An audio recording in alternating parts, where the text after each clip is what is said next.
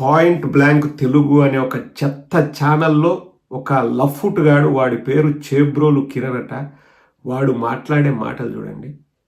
ఎక్కడైనా ప్రజాస్వామ్యానికి కానీ లేకపోతే రాజకీయాలకు కానీ ఈ మాటలు సరిపోతాయా అండి? ఈ మాటలు సరిపోతాయా? ఒళ్ళు కొవ్వెక్కి బలిసి కొట్టుకొని మాట్లాడే మాటలు కాదా అండి? ఈరోజు చేబ్రోలు కిరణ్ అనేవాడు వాడొక ఆటలో అరటిపండు మాత్రమే. వాడి చేత ఆ మాటలు మాట్లాడిస్తున్నది ఎవరో మనకు తెలుసు. డైరెక్ట్గా మాట్లాడించారా లేదా అని కూడా నేను చెప్పనండి. కానీ ఎర్రబుక్కు రాజ్యాంగం నడుస్తుంది, మా ఇష్టారీతిన మేము వాగొచ్చు, మమ్మల్ని ఆపేవాడు లేడు, అడ్డుకునేవాడు లేడు, మా ఇష్టారీతిన మేము విర్రవీగుతాము అని ఆ ఒక్క భావన ఇక్కడ ఉండబట్టి వాడు మాట్లాడుతున్నాడు. ఆ చేబ్రోలు కిరణ్ గారు మళ్ళీ ఏదో వీడియో రిలీజ్ చేశాడు, క్షణికావేశంలో మాట్లాడాను క్షమించండి అదిదని. అరే క్షణికావేశం కాదు, నేను వాడిని అడుగుతున్నా. క్షణికావేశంలో మీ అమ్మ నీ భార్య అవుతుందా? కాదు కదా. మీ తల్లికి ఇవ్వాల్సిన గౌరవం మీ తల్లికి ఇస్తావు, నీ భార్యకి ఇవ్వాల్సిన గౌరవం నీ భార్యకి ఇస్తావు. మీ అమ్మేం నీ భార్య కాదు కదా క్షణికావేశంలో. ఎలా వస్తున్నాయి ఆ మాటలు? ఇక్కడ అంతా ఇక్కడుంది. వాడికి తెలుసు నేను ఏం మాట్లాడినా, ఏం చేసినా, ఎలాంటి కూతలు కూసినా నన్ను ఎవరు ఏమీ చెయ్యలేరు అన్న బలమైన నమ్మకం వాడి చేత ఆ మాటలు మాట్లాడిస్తుంది. ఎర్రబుక్కు అంటే వాళ్ళ కార్యకర్తల్లో తెలుగుదేశం వాళ్ళల్లో ఎటువంటి భావన మొదలైంది అన్నది నేను ఒక 2-3 రోజుల క్రితం ఆ ఎర్రబుక్కు గురించి మాట్లాడుతూ నేను వీడియో చేశాను. ఇదే చక్కటి ఉదాహరణ.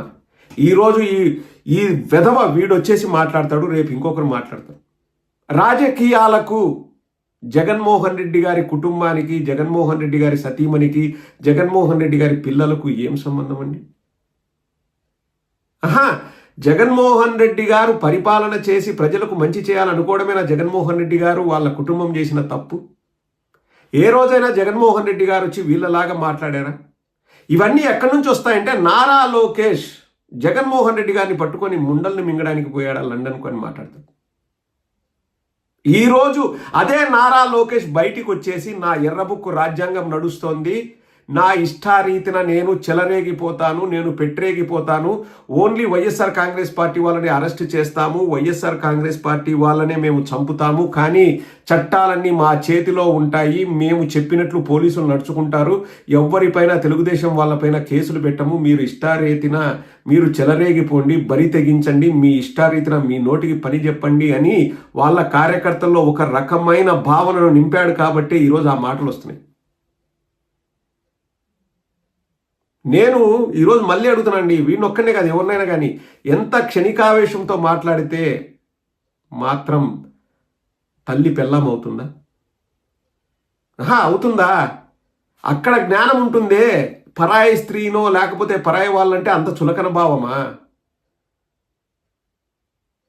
ఒక్కటి మాత్రం నేను చెప్తున్నానండి, వీడిని అరెస్టు చేసి కఠినంగా శిక్షించాలని మాత్రం ఆంధ్ర రాష్ట్ర ప్రజల తరపున డిమాండ్ చేస్తున్నాము.